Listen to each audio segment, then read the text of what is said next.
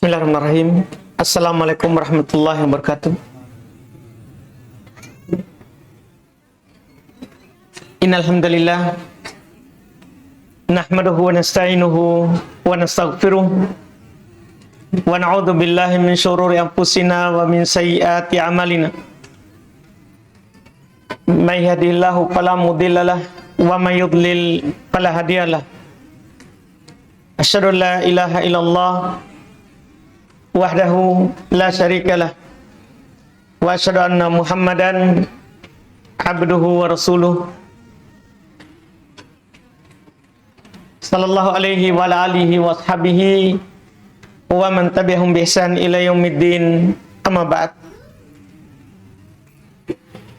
Alhamdulillah, kembali pada malam hari ini kita melanjutkan kajian Kitabut Tauhid karya Syekhul Islam Muhammad ibn Abdul Wahhab rahimahullah. Malam hari ini kita di pertemuan 34 dan ini adalah pertemuan terakhir terkait dengan bab sihir sekaligus pertengahan dari kitab ini, karena kitab ini ada 60 lebih bab dan ini pertengahannya, yaitu bab terakhir tentang sihir, mengobatinya. Babu maja'a fin nusrah, bab apa yang datang terkait dengan an-nusrah, mengobati sihir. An-nusrah sebelum Islam itu mengobati sihir dengan sihir. Dulu kalau ada orang disihir, dia bawa ke tukang sihir. Itu disebut an-nusrah. Sehingga kadang mendengar kata an-nusrah ini, maka langsung yang di dalam benak kita mengobati sihir dengan sihir. Membawa orang yang disihir kepada tukang sihir. Tapi setelah datang Islam, an-nusrah lebih umum daripada mengobati sihir dengan sihir. Dia lebih ke makna mengangkat sihir. Bisa terlarang, bisa boleh. Tergantung sihir itu diobati dengan apa.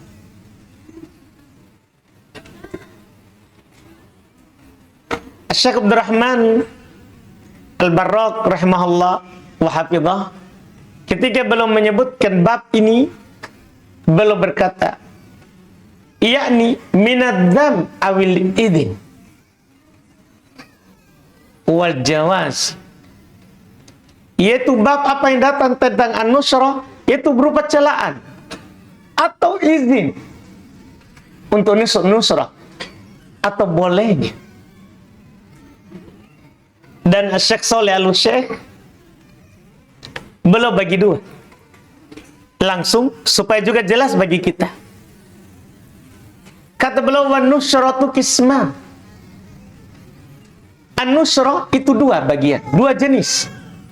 Tidak boleh kita mutlak bilang tidak boleh atau bilang boleh. Tergantung nanti jenisnya. Apa yang kita maksud? Karena para ulama ada yang bilang boleh, ada yang bilang tidak boleh. Apa yang boleh dan apa yang tidak boleh? Kata Syekh Shalih Al-Syekh, wa nusratu qisman. Nusrah itu ada dua jenisnya. Nusratun jaizatun wa nusratun mamnu'atun. Ini supaya jelas masalah. Ada nusrah boleh, ada nusrah mamnu'ah, tidak diperbolehkan. Uraiannya, yang boleh itu bagaimana, yang tidak boleh itu bagaimana. Kata beliau rahimahullah, fan nusratul jaizah, maka nusrah yang boleh, nusrah yang boleh, hiya makanat bil Quran, au bil adiyatil ma'rufah au bil adawiyati indal atibba. Nusra yang boleh yaitu dengan Quran. Kita angkat sihir dengan Quran. Ada orang kemasukan, ada orang disihir, kita bacakan kepadanya Quran. Boleh. Itu yang disebut dengan ruqyah syariah. Au bil adiyatil ma'rufah, atau dengan doa-doa yang sudah dimaklumi, yang diajarkan oleh Nabi. Sebagai doa yang dibaca di atas orang yang kena sihir. Atau bil adawiyah, atau dengan obat-obatan di sisi kedokteran. Karena kita kan sudah saya jelaskan sebelumnya, sihir kan ada dua. Ada sihir pakai baca-baca, ada bukul-bukulnya, ada sihir pakai apa? Ramuan. Yang pakai ramuan ini kan bisa diangkat oleh dokter. Bisa diangkat oleh dokter, bisa dioperasi. Kalau ada perutnya, misalnya di perutnya, yang dia minum itu menyihir perutnya, bengkak perutnya, luka perutnya, diangkat oleh dokter. Bisa. Karena sihir itu cara melepaskannya adalah dengan dibacakan Quran atau doa, atau dengan dihilangkan itu yang kena sihir, diangkat. Ini jenis yang boleh. Ini jenis yang boleh. Jenis yang kedua, an-nusrah al-mamnu'ah, yaitu makana bis sihir. Apa yang dilakukan, diangkat sihir dengan sihir. Ini yang tidak boleh. Ada orang kena sihir, dia datangnya juga dukun. Ini tidak boleh. Apakah dukun itu adalah orang pintar? Atau dukunnya adalah penyihir? Karena dukun tidak semua penyihir. Ada dukun yang tahu perkara gaib, seperti yang kita sudah sebutkan pekan sebelumnya. Dia datang hanya bertanya, siapa menyihir saya? Atau di mana dia letakkan sihirnya? Ini kan di mana ini dia tanya? Di dukun. Ini tidak boleh, haram. Bahkan syirik. Bahkan sudah kita lewati sebelumnya. Ini kekafiran. Kalau dia datang bertanya dan membenarkan, sudah lewat itu. Kita tidak perlu singgung tentunya. Atau yang dia datangnya adalah tukang sihir. Sebagian orang, kalau disihir, dia datangi tukang sihir untuk mengobati. Ini yang tidak boleh. Kalau ini yang tidak diperbolehkan. Inilah nanti yang dikatakan oleh Rasulullah, hiya amalus syaitan. Ini pekerjaan setan. Mengangkat sihir dengan sihir, ini adalah diharamkan. Ya, ini diharamkan, bahkan bisa masuk ke syirik. Bisa masuk ke syirik. Ini yang patut kita tahu di awal dalam pembahasan an-nusrah, pengobatan sihir. Jadi ada yang syar'i, ini kata para ulama yang dikenal dengan ar-ruqa syar'iyah, dengan ruqyah syar'iyah. Quran, doa-doa terkait dengan ruqyah. Qurannya disebutkan oleh Syekh bin Baz rahimahullahu ta'ala, ya, sebagai faedah di dalam fatwa beliau, fatwa Syekh bin Baz, boleh dengan membaca ayat kursi. Demikian pula 4 kul, bukan 3 kul. Boleh dengan 4 kul, yaitu beliau tambahkan kul ya ayyuhal kafir. Dengan 3 kul terakhir. Ini dari Syekh bin Baz. Boleh juga kita baca ayat-ayat tentang sihir dalam surat Al-A'raf, kata beliau. Ya. Bisa juga kita baca ayat-ayat dalam surah Yunus tentang sihir. Boleh juga kita baca ayat-ayat dalam surat Toha, juga sama tentang sihir. Boleh. Ini yang disebutkan oleh Syekh bin Baz rahimahullah. Dan boleh dibacakan kepadanya langsung. Dan Syekh bin Baz juga mengatakan boleh dibacakan pada air. Apakah air untuk dia minum atau air untuk pakai dia mandi? Air untuk dia minum atau air dengan mandi. Dan Syekh bin Baz beliau berkata, wa idza da'atil hajjah li istimali akthar min marra fala ba's. Jika dibutuhkan untuk menggunakannya lebih dari 1 kali, tidak ada masalah. Tidak mengapa. Iya. Ini yang disebut sebagai ruqyah syar'iyyah. Dan di antara faedah yang saya dapat termasuk pengobatan dari sihir juga dari Syekh bin Baz. Wa min ilaji, kata beliau, aidan, termasuk pengobatan sihir juga itu. Di samping tadi itu dibacakan adalah itlaf ma fa'alahu sahir min uqadin aw ghairihi. Merusak yang dilakukan oleh tukang sihir itu berupa buhul-buhulnya dan semisalnya. Kan kadang sudah ada yang dia tanam, yang dia itu yang dicari. Itu yang dicari. Kalau dapat, dihancurkan. Itu juga termasuk pengobatannya. Iya. Dan beliau jelaskan, amma ilajuhu bi amali sahara wa nahwihim mimma yataqarrabuna ilal jin bidzabh aw ghairihi minal qurbat fa hadza la yajuz. Ini jenis kedua. Kata Syekh Ibn Baz, adapun mengobatinya dengan perbuatan tukang sihir lagi, tukang sihir lain, atau semisal dari mereka, dari apa yang mereka mendekatkan diri kepada jin dengan menyembelih. Kan biasa dia ada ritualnya, ada sembelihannya. Bahkan tidak samar bagi kita kan. Kalau kamu mau, kamu cari ayam hitam. Iya, itu semua. Dengan penyembelihan di semisalnya, fahadza la yajuz. Kalau ini tidak boleh, kata Syekh bin Baz. Li'annahu min amali syaitan. Kan ini dari amalan setan. Ini perbuatan setan. Wa bal minasyirkil akbar. Bahkan ini dari syirik besar. Kalau Syekh bin Baz jelas mengatakan ini syirik besar. Mengobati sihir dengan sihir, syirik besar.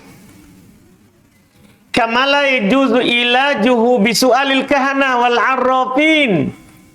Sebagaimana tidak boleh mengobati sihir dengan pergi bertanya ke dukun dan orang pintar. Tidak boleh pergi ke sana untuk mengobati sihir. Jadi dengan sihir, tukang sihir tidak boleh. Walaupun dia bukan juga tukang sihir, orang pintar, ia mengaku tahu perkara gaib, juga tidak boleh. Iya.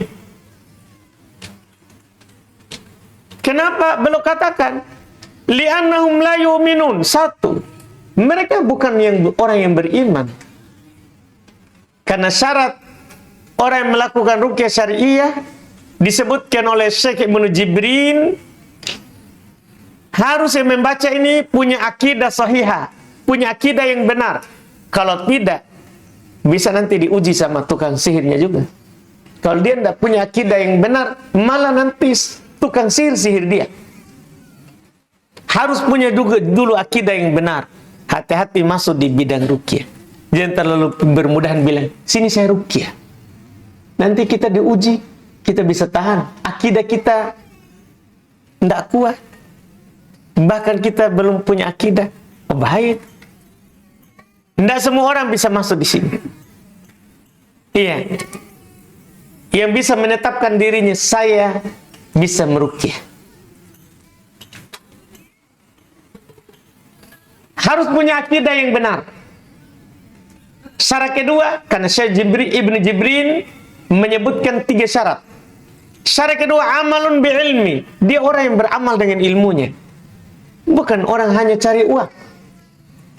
Yang ruqyah cari uang, tidak beramal dengan yang dia baca. Bahkan dia sendiri tidak tahu apa yang dia baca. Ini tidak cocok. Yang ketiga, nazahah fi aklihi wa syurbihi. Dia orang yang bersih dari makanan dan minuman.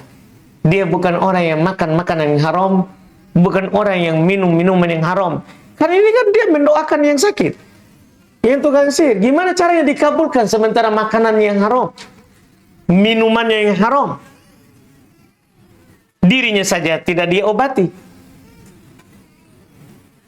Bagaimana mau mengobati orang lain?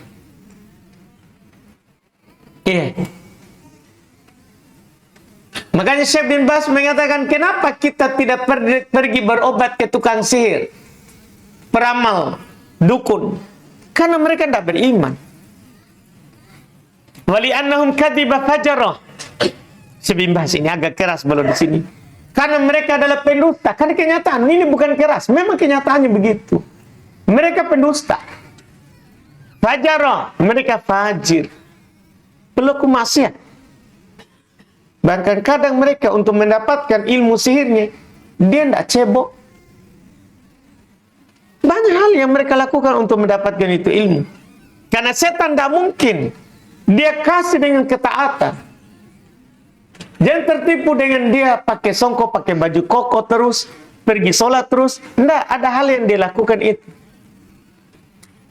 Sebagian orang didapati, dia letakkan Quran di bawah lantai WC-nya. Jadi setiap masuk WC dia injak. Memang dia berwudu masuk, tapi injak Quran di bawah lantai.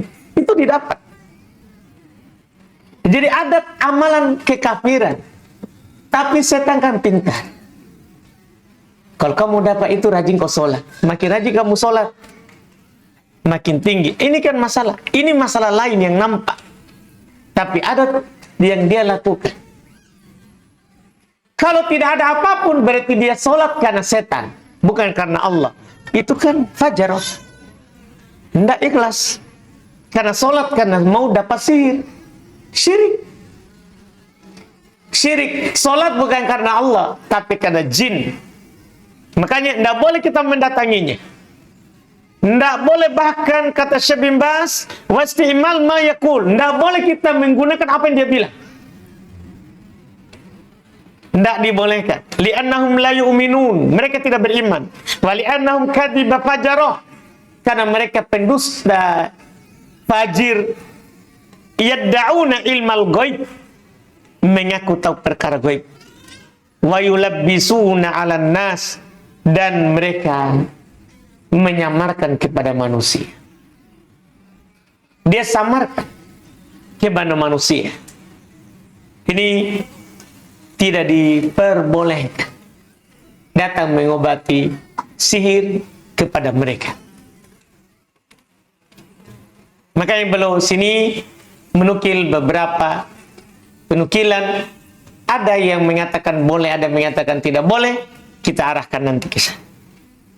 Kata beliau rahimahullah, tidak terlalu banyak hadis ini di bab penutup ini. An Jabir radhiyallahu taala anhu qala, anna Rasulullah sallallahu alaihi wasallam su'ila anin nusrah. Faqala hiya min amali syaitan, nusrah jahiliyah.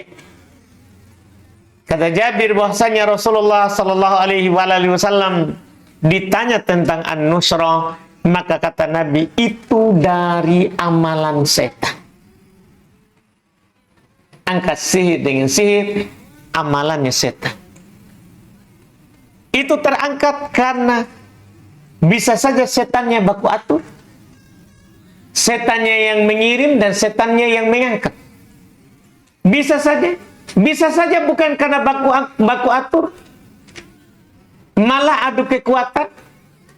Terangkat karena setannya kalah. dan dia tidak mau keluar karena sudah ada akad dengan yang mengirimnya. Nah, ini bahaya. Itu dari amalan setan. Cukup kita tahu ini. Dari amalan setan, itu cukup membuat kita lari. Kita tidak akan datang mengobati sihir kepada tukang sihir. Iya. Kata beliau, rawahu Ahmad bisanadin jayyid. Diriwayatkan oleh Imam Ahmad dengan sanad yang bagus. Wa Abu Daud, dan juga Abu Daud. Wa qala, dan beliau berkata, su'ila Ahmad anha faqala. Imam Ahmad ditanya tentangnya, maka beliau berkata, Ibnu Mas'ud yaqra'u hadza kullah. Ibnu Mas'ud membenci semua ini. Dari perkara An-Nusrah. Walil Bukhari an Qatadah, dan dalam riwayat Imam Al-Bukhari dari Qatadah, qultu libnil Musayyab. Saya berkata kepada Ibnul Musayyab, rajulun bihi tib au ya'khadhu an imra'atihi ayuhal anhu au yunshar.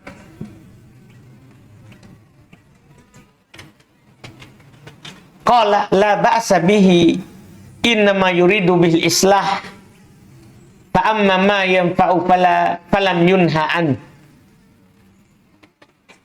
Diriwayatkan oleh Imam Al-Bukhari secara ta'liq dari Qatadah, beliau berkata, saya berkata kepada Ibnu Musayyab, ada seorang lelaki kena sihir. Bentuk sihirnya, dia dihalangi dari istrinya. Ini bentuk sihir. Ada sihir, seorang disihir, kalau ketemu istrinya, mohon maaf, tidak apa itu?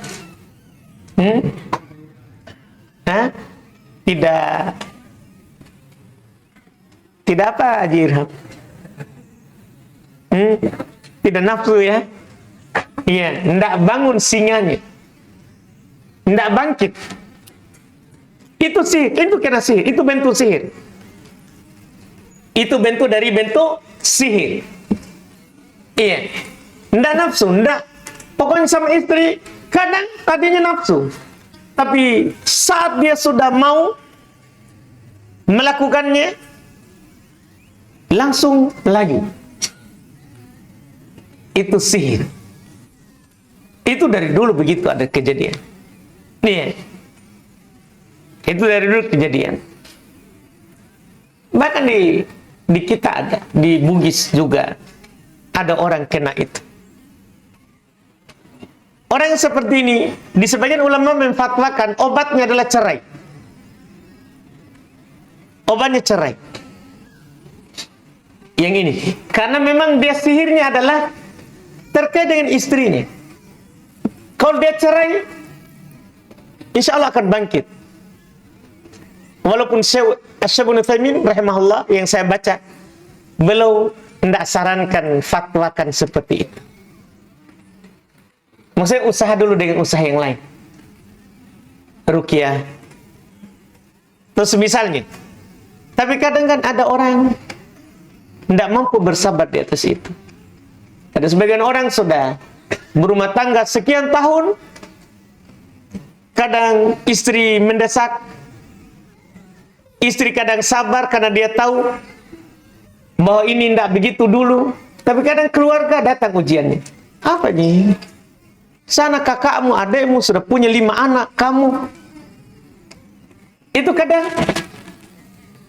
iya, membuat seorang tidak tahan. Tapi kita, seperti yang dikatakan oleh Syekh Ibnu Utsaimin, jangan langsung fatwakan cerai. Iya. Tapi saya pribadi pernah hadapi satu kasus begini. Akhirnya saya bilang, terakhir sekali, cerai saja. Insya Allah berdiri itu sama yang nanti. Oh, itu nyata. Pak Haji Akis tahu itu orangnya. Iya. Itu nyata. Cerai, sekarang punya anak 1, nggak tahu, siapa tahu sudah ada kedua ini, tapi saya sudah lama nggak lihat. Iya. Itu kadang masalah begitu. Ada ini bukan dari dulu, bukan hanya kejadian dulu. Bahkan kejadian di kita ada. Ini masalah sihir yu'aqqad an imraati. Seorang itu dihalangi, disihir, dihalangi dari istrinya. Ketika ketemu istri, tidak ada sama sekali. Bahkan tempat lain terbangun tapi disipas. Itu bahkan pas mau melakukan, kadang mereka dapat tidak. Sama sekali, iya, ada yang bisa dia lakukan. Makanya seperti ini nih, gimana ini? Pertanyaannya dari Ibnu Musayyab, saya ingin katakan bahwa ini dari dulu begitu, bahkan ada sampai sekarang ini. Ini perbuatan. Makanya kita harus belajar tauhid dan memperkuat diri. Karena kalau tidak, ini bahaya. Jangan sampai kita bilang, oh ini dulu-dulu jini yang kita. Enggak. Sihir itu setiap masa ada. Harus kita memperkuat tauhid, keyakinan, kuat zikir. Lihat ini, pertanyaannya kepada ilmu Musayyab, apakah dia buka atau dia yunsyar, dia lakukan nusrah? Kata Ibnu Musayyab, la ba'sa bihi, tidak masalah dengannya dia lakukan. Ya, innama yuridu bil islah, itu yang dia inginkan adalah memperbaiki. Fa amma ma yanfa falam yunha'an, adapun pada perkara yang bermanfaat tidak dilarang darinya. Cuman ucapan Ibnu Musayyab ini sebagian ulama mengkritiknya. Apa yang belum maksud? Apakah mengobati sihir dengan sihir? Atau yang belum maksud adalah mengobati sihir dengan ruqyah? Karena ini umum, belum cuma ditanya seorang begini, belum dah rinci bilang adapun yang bermanfaat dengan ruqyah syariah boleh. Kalau dengan ruqyah yang tidak syariah tidak boleh. Apakah apa yang belum maksudkan ini belum dikritik karena terlalu mutlak. Terlalu mutlak. Para ulama seperti yang disebutkan oleh Ibnu Taimin rahimahullahu taala mengatakan, kalau yang diinginkan oleh Ibnu Musayyab, tidak apa-apa mengobati sihir di tukang sihir, kan itu bermanfaat. Kalau itu boleh inginkan, kita tidak terima. Ucapan Ibnu Musayyab bukan hujah. Karena ini bertentangan dengan hadits Nabi yang melarang kita datang ke dukun dan tukang sihir. Kita tidak terima kalau itu yang diinginkan. Tapi kalau Ibnu Musayyab menginginkan mengobatinya dengan Quran atau dengan zikir-zikir yang dimaklumi, yaitu disebut dengan ruqyah syariah, tidak masalah. Memang itu yang dilakukan. Iya, memang itu yang dilakukan. Iya, dibolehkan hal tersebut. Dibolehkan hal tersebut. Iya. Dan kita tentunya arahkan ke arah yang baik ya. Ucapan dari Ibn Al-Musayyab tadi. Kita arahkan ke arah yang baik. Itu yang belum mengatakan la ba'sa bih. Maksudnya yang tidak ada syiriknya. Yang tidak ada syiriknya. Adapun yang ada syiriknya tidak boleh. Iya, makanya Syekh Ibn Baz rahimahullahu taala beliau katakan, beliau komentari ucapan Ibnu Musayyab, mahmulun qala Ibnu Musayyab la ba'sa bih mahmulun alal hil alladhi la ba'sa bihi wa al hil biruqyah syar'iyyah. Biruqyah.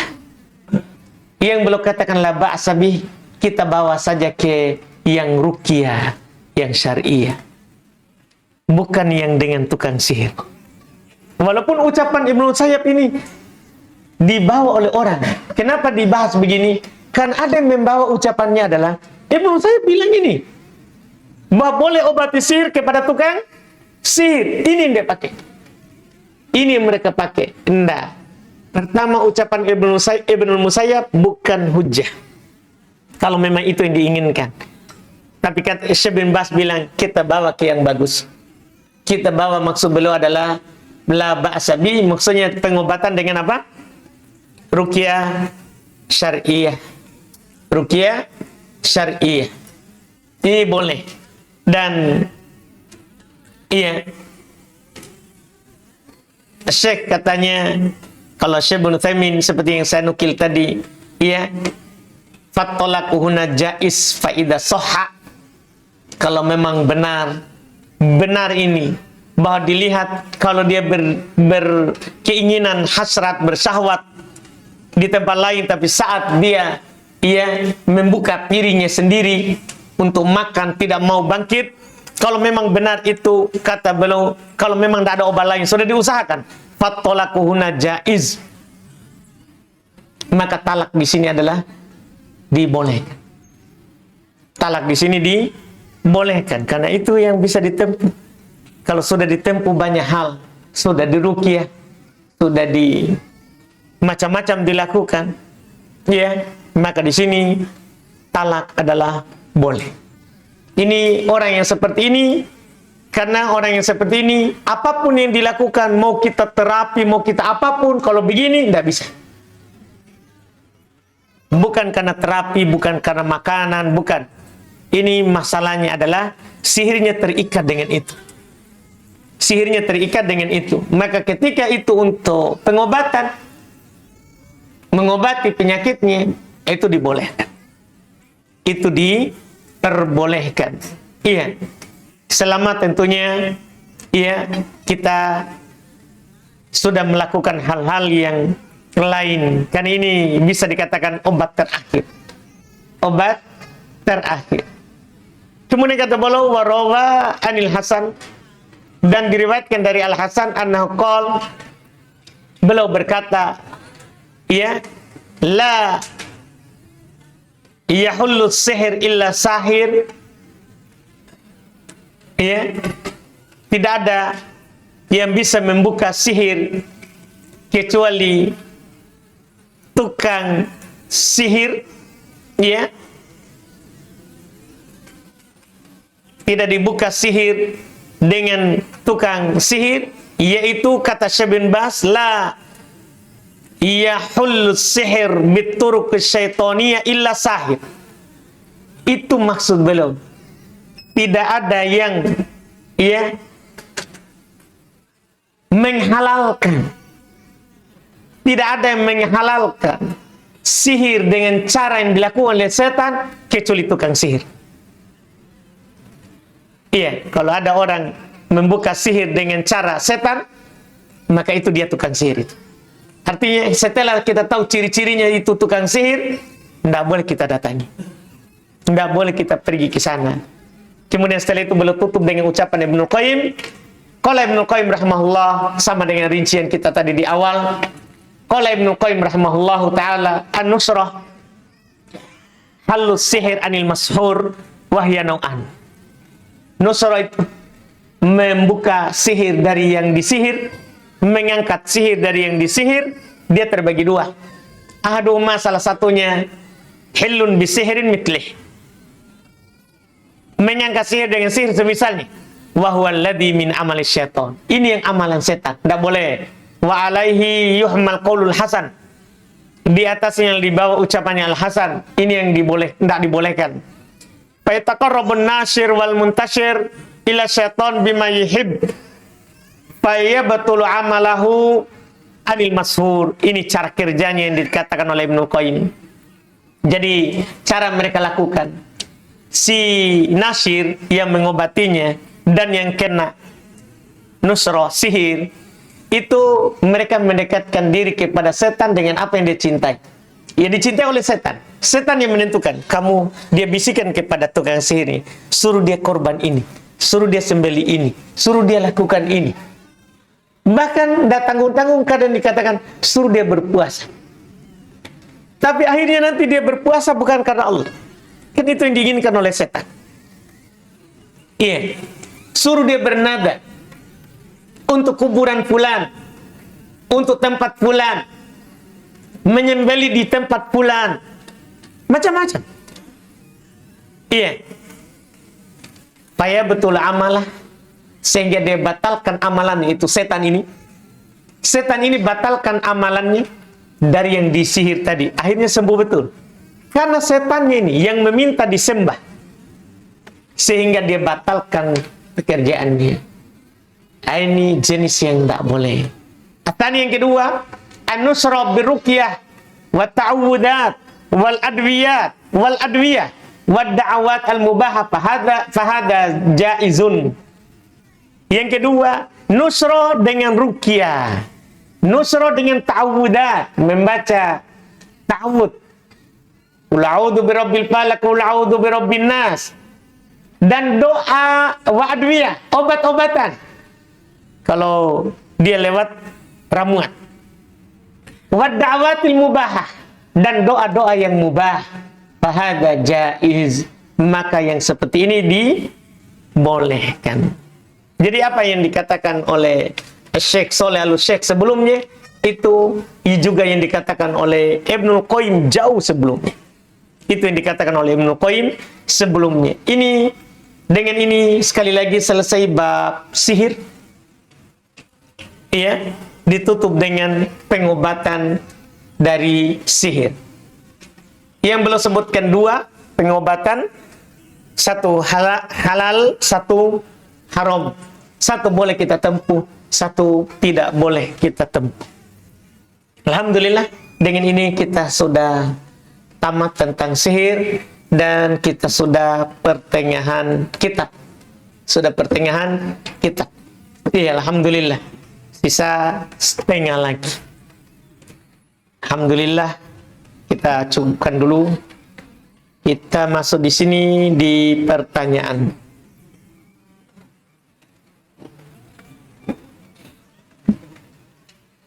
Ustaz, apakah jika istri meninggal? Sudah kita hayalkan ya. Apakah jika istri meninggal, hartanya menjadi hak suaminya, di mana harta istrinya adalah hasil kerja atau usahanya sendiri, dan berwasiat kepada saudaranya untuk mengikutkan kurban tiap tahun, dan sisanya untuk anak-anaknya. Baik. Masya Allah. Mungkin suami, istri yang tanya ini ya. Istri. Apakah jika istri meninggal hartanya menjadi hak suami? Tidak. Tapi ada haknya. Cuma tidak semuanya. Tergantung, kalau istri tidak punya anak, tidak punya anak, maka suami dapat setengah dari harta istri. Jatahnya begitu di warisan. Dia dapat setengah. Setengahnya untuk siapa? Iya. Siapa tahu dia punya orang tua. Di sini ada pertanyaan, ada saudara, saudari. Kan itu yang dia dapat. Iya. Tapi kalau punya anak, suami hanya dapat 1/4. Jauh lebih sedikit. Kalau dia punya anak, dan kelihatan sini dia punya anak ya.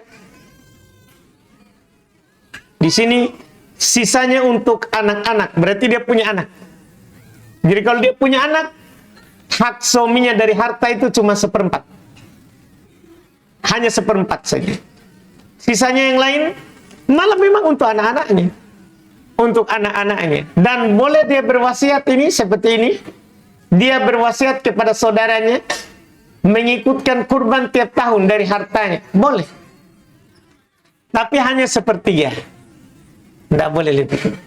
Wasiat itu, karena kita tinggalkan anak kaya, banyak harta lebih baik. Daripada nanti setelah kita meninggal, anak kita minta-minta ke orang. Jadi boleh berwasiat. Cuman wasiat itu 1/3 dari harta. Jadi tadi misalnya 1/4 kan suami dapat. 1/4 suami dapat. 1/3 kita wasiatkan. Sisa untuk anak. Sisanya untuk anak. Iya. Dan batas wasiat 1/3. Tidak boleh lebih. Karena Nabi SAW pernah ditanya oleh sahabat. Dia punya banyak harta dan hanya punya 1 orang anak putri perempuan, sehingga dia mau berwasiat dengan hartanya setengah. Cuma Nabi bilang tidak boleh setengah. Terus dia pada akhirnya dia bilang 1/3, maka Nabi membolehkannya as-thuluth. wa thuluth katsir. Sepertiga, dan sepertiga itu sudah banyak kalau dalam wasiat. Nah, disitulah Nabi katakan kepadanya, kamu tinggalkan anakmu dengan hartamu, itu lebih baik daripada kamu wasiatkan kepada orang lain. Karena keluarga, orang yang memiliki kerabat dengan kita, anak itu ke bawah, orang tua ke atas, itu lebih bermanfaat untuk kita kadang setelah kita meninggal. Dari bapak, orang tua, dan anak, bahkan kita tidak tahu, apalagi orang lain. Siapa yang bermanfaat untuk kita? Makanya hati-hati itu wasiat. Melebihi sepertiga. Melebihi sepertiga. Karena kalau dibagi oleh anak-anak, dibagi oleh orang tua, misalnya kita meninggal dan ada orang tua, dia dapat harta itu lebih bagus. Karena anak-anak saja Allah katakan dan orang tua, kita tidak tahu siapa yang bisa memberikan manfaat untuk kita. Kalau dia dapat harta kita ini, siapa yang mengingat kita setelahnya? Anak laki-laki atau anak perempuan? Atau orang tua? Tidak. Allah katakan, aba'ukum wa abna'ukum. Anak bapak-bapak kalian dan anak-anak kalian. Kalian tidak tahu, kata Allah, siapa di antara mereka yang bermanfaat untuk kalian setelah meninggal. Kadang kita melihat sekarang anak perempuan dekat dengan kita lebih bermanfaat. Tidak.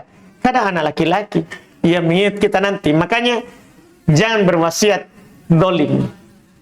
Biarkan saja mereka bagi harta sesuai dengan warisan. Maka Nabi tutup, la wasiat ahli waris. Jangan berwasiat untuk ahli waris. Jangan berwasiat untuk ahli waris. Karena wasiat untuk ahli waris membuat mereka ribut. Banyak orang ribut karena orang tua wasiat kepada ahli waris. Maka Nabi tutup. Nabi tutup, padahal waktu itu tidak ada orang ribut. Ya kan, siapa yang ribut di sahabat tentang warisan? Tapi syariat ini adalah syariat yang tahu dari zaman Nabi nanti sampai hari kiamat. Bukti kita, kalau masalah wasiat, itulah kita ribut di situ. Apalagi wasiat itu menguntungkan kita. Makanya Nabi langsung tutup, la wasiat ahli waris. Tidak ada wasiat untuk ahli waris. Jangan diwasiatkan kepada ahli waris. Iya, ini yang disebutkan wallahualam. Ustaz, sampai di mana batas cet ikhwa orang berilmu dengan akhwat awam menyangkut masalah belajar agama? Apakah dibolehkan berpanjang-panjang chat hingga berhari-hari dengan alasan ada manfaat agama? Tidak. Jangan dibuka itu. Iya. Kalau dia mau belajar, arahkan saja ke majelis ta'lim. Enggak usah kita baku. Apapun alasan. Walaupun alasan agama. Jangan. Jangan. Setan itu pintar. Awalnya agama. Setelah itu, awalnya agama. Setelah itu, kita berpindah ke 3 yang disebut oleh Nabi. Jamal, mal, hasab. Bisa kita pindah ke kecantikannya? Iya. Bisa kita pindah ke hartanya? Bisa kita pindah ke nasabnya. Hati-hati kalau sudah berpindah ke situ. Iya, hati-hati kalau sudah berpindah ke situ. Karena sudah pindah ke cantik, bahaya. Biar kita punya istri-istrinya jadinya jelek. Iya, apalagi WA-nya lembut-lembut ya. Sementara istri, wah, sudah tidak halus lagi seperti dulu di malam pertama ya katanya. Iya. Ini enggak, kita enggak buka ini. Jangan. Saya sering sebutkan, ya, pelajaran penting bagi kita adalah saya biasa baca sirah. Iya, Nabi belum melamar perempuan itu, enggak pernah beliau sendiri. Padahal beliau itu dihalalkan kalau ada seorang perempuan datang menawarkan untuk dinikahi, halal bagi beliau. Halal. Berarti kan belum bisa datang langsung kan? Iya kan? Kan perempuan datang langsung, dia tawarkan dirinya kalau Nabi suka, langsung di tempat. Bisa. Tapi bersamaan dengan itu, beliau ajarkan kepada kita, umatnya. Belum waktu melamar Saudah bintu Zam'ah. Istri beliau tentunya bisa dikatakan istri pertama setelah meninggalnya Khadijah. Beliau utus Khawlah bintu Hakim untuk melamarnya. Tidak pergi sendiri. Yeah. Apalagi WA, enggak. Ya usah waktu itu enggak ada WA. Iya, tapi kan bukan masalah WA ini. Kan belum tahu di rumahnya. Karena Khawlah tanya Rasul. Rasul, kalau kamu mau menikah, setelah sudah meninggal Khadijah kan, Nabi juga berdakwah di Thaif, ditolak. Itu terjadi di tahun 10 akhir. Ditanya oleh Khawlah, sahabatnya, istri dari temannya Nabi, istri dari Utsman ibn Mad'un, bukan Utsman bin Affan. Kan ditanya oleh Khawlah bintu Hakim, ya Rasulullah, kalau kamu mau menikah, ada seorang saya mau tawarkan, janda. Nabi bertanya, siapa jandanya? Dibilang, Saudah. Dia telah beriman kepadamu, mengikutimu, saudara bapaknya masih kafir, tapi dia beriman padamu. Setelah itu Nabi tidak bilang, baik nanti saya ke sana. Tidak. Padahal belum ada ayat hijab ini, belum ada ayat hijab, belum turun ayat hijab di Madinah. Iya. Nabi bilang kepada Khawlah, coba sebutkan saya kepadanya. Khawlah lah yang diutus pergi ke sana. Iya kan? Nabi ini orang tidak mungkin melakukan pelanggaran, paling bertakwa. Kita gimana? Kita merasa aman?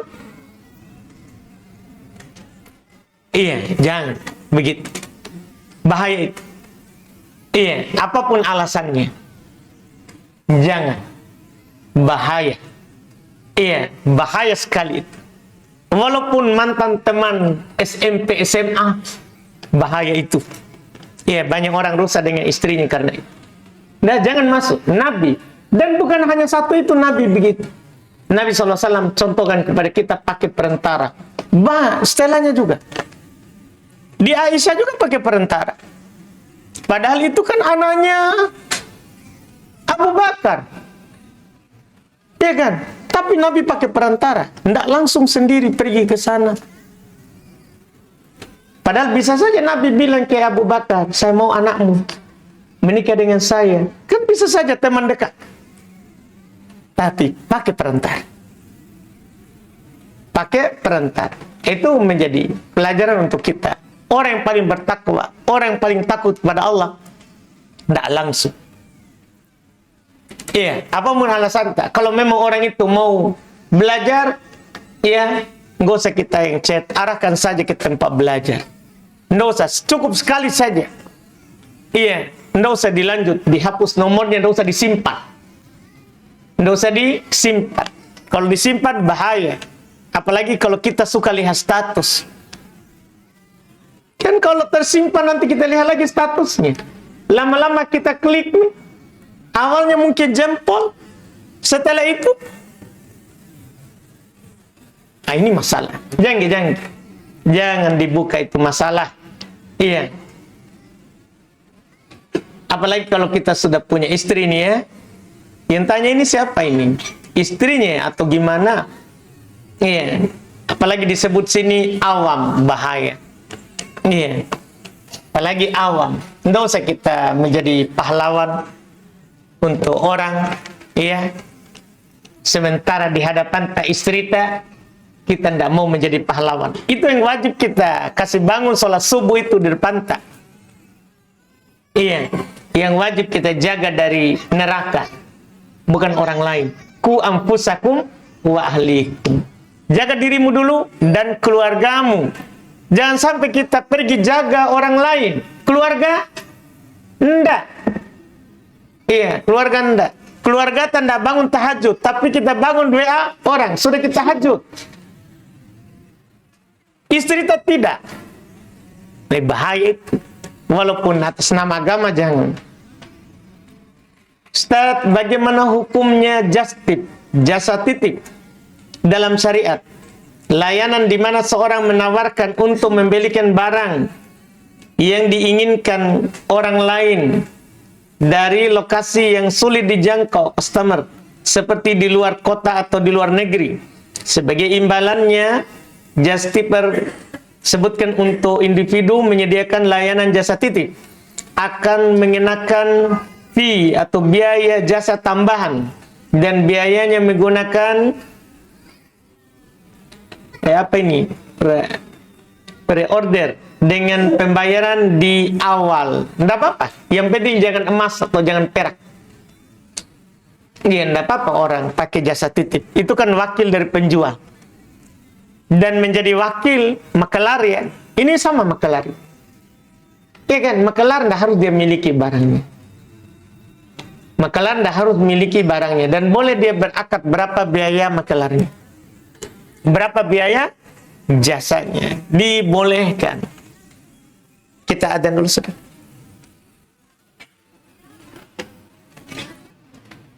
Baik, di sini ada pertanyaan lagi. Apakah sikap saya salah bila mendengar sesama muslim mau memberi ucapan selamat Natal, kemudian saya mengingatkan tidak boleh kita mengucapkan selamat kepada agama lain dengan Quran surat Al-Ikhlas, Al-Kafirun. Karena saya pernah dengar hadis, kalau kita melihat kemungkaran, kita mengubahnya. Iya, Masya Allah ya. Iya. Iya, kalau kita sudah dengar hadis, sudah lakukan. Masa mau tanya saya lagi? Iya. Kita kan sudah dengar hadis, amalkan. Amalkan hadis. Cuman pengamalan hadis kan 3 tadi. Mampu dengan tangan, tidak mampu dengan lisan, tidak mampu hati. Tidak mampu maka dengan hati. Kalau sudah ada kita dengar hadis, sudah habis judul itu. Itu sudah tidak ada lagi judul. Tinggal diamalkan. Alhamdulillah. Bismillah. Pakai dos. Ini Masya Allah.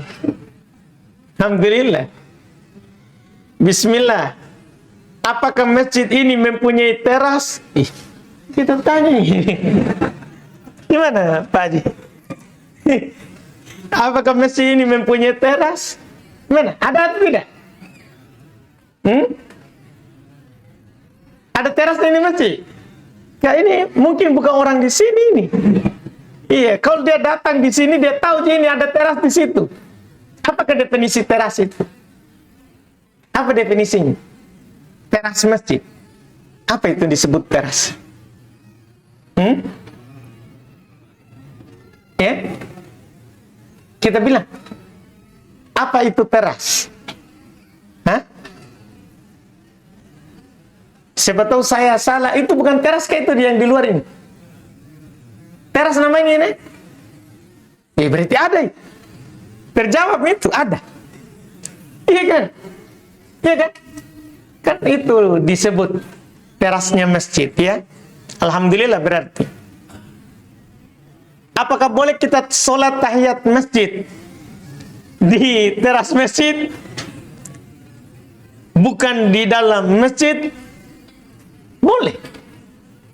Di atas pendapat yang memasukkan teras masjid itu masjid. Iya. Karena para ulama sebenarnya berbeda pendapat terkait dengan kamar yang ikut dengan masjid atau teras masjid itu. Itu berselisih pendapat. Masuk ke masjid atau tidak? Masuk ke masjid atau tidak? Ada yang mengatakan, ada yang berpendapat tidak masuk. Karena namanya sudah bertambah. Namanya bukan lagi masjid, tapi teras masjid. kamar masjid. Sudah keluar namanya. Karena sesuatu itu kalau sudah keluar namanya, sudah keluar hukumnya. Keluar nama, keluar hukum. Banyak hal begitu, bukan hanya masjid. Iya, sama dengan misalnya air. Tambah teh, air apa itu? Air teh, keluar hukum. Tidak boleh dipakai wudhu. Karena sudah keluar dari nama air. Itu banyak hal yang dipakaikan begitu. Termasuk masjid. Jadi sebuah masjid, ketika dinamakan masjid, itulah yang berlaku hukum masjid. Menurut pendapat ini. Dan ada yang berpendapat tidak. Selama ikut ke masjid, pintunya, kamarnya mengarah ke dalam masjid, terasnya juga bersambung dengan atapnya masjid, ikut hukum masjid. Ikut hukum masjid. Dan ini memang pendapat ada sisi kuatnya. Ada sisi kuatnya. Ini nanti banyak hal di situ. Apakah tahiyat masjid? Di situ boleh di atas pendapat. Kalau dia bersambung atapnya dengan masjid, masuk. Iya, itu masuk dalam tahiyat masjid. Juga ndak boleh jual. Ndak boleh jualan di situ, karena masuk masjid. Iya, jadi cocok jual bakso itu ya di luar. Kalau dia jual di dalam, bisa diusir sedikit keluar. Iya, itu kan ndak diboleh begitu bentuk. Itu semua hubungannya. Tergantung antum nanti pendapatnya di mana. Pendapatnya apa? Apakah kita hanya berpendapat hanya badan masjid saja, atau masuk dari yang ikut dengan masjid? Masuk yang ikut dengan masjid. Dan yang lebih hati-hati, kita ikut pendapat kedua. Untuk hati-hatinya, supaya kita tidak bermudahan jual beli di sini, di teras. Ikut itu lebih bagus, lebih selamat, supaya kita tidak bermudahan. Wallahualam. Ada lagi pertanyaan? Kalau tidak ada, kita tutup. Silakan, Mbak. Wah, kalau Bapak ini harus siap-siap saya.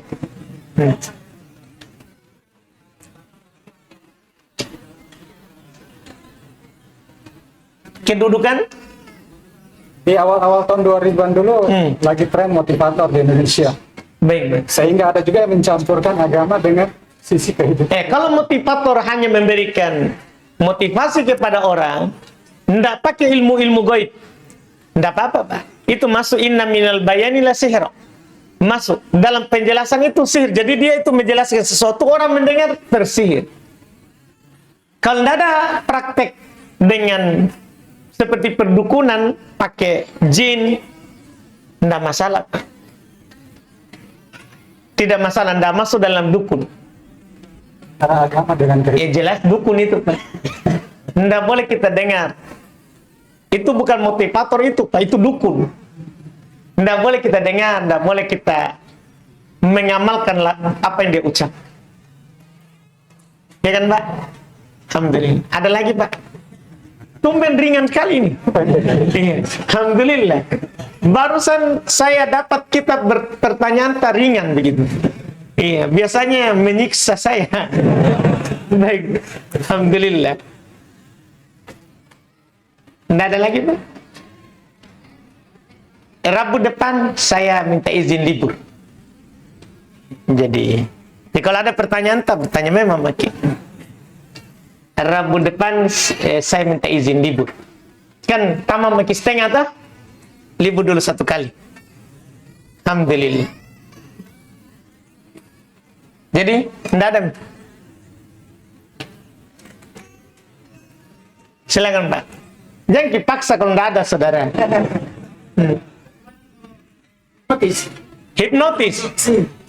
Masuk dari jenis sihir, Pak. Iya, dia pakai apa itu hipnotis?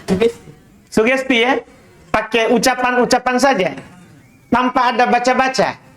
Nah, kalau itu bisa dimasukkan di motivatornya Bapak tadi. Iya, cuma hati-hati, kadang ada tukang hipnotis, dia sudah pakai juga sekarang hal-hal yang berbau sihir. Hati-hati, karena beda tipis itu. Itu harus kita hati-hati nanti. Tidak bisa kita bilang langsung haram, mutlak, tapi kita lihat yang mempraktekannya. Kita lihat yang mempraktekannya. Karena memang Nabi SAW katanya, beliau katakan khairuha al-fa'al. Yang terbaik adalah ucapan yang baik. Membuat orang bersangka baik, itu bagus. Itu bagus. Yang dimaafkan, dibolehkan. Karena Nabi bilang khairuhal fa'al. Ketika beliau haramkan tatoyur. Haramkan tatoyur. Seperti itu. Wallahualam. Kita cukupkan. Alhamdulillah. InsyaAllah jadi hari Rabu depan pekan ini saja. Dah.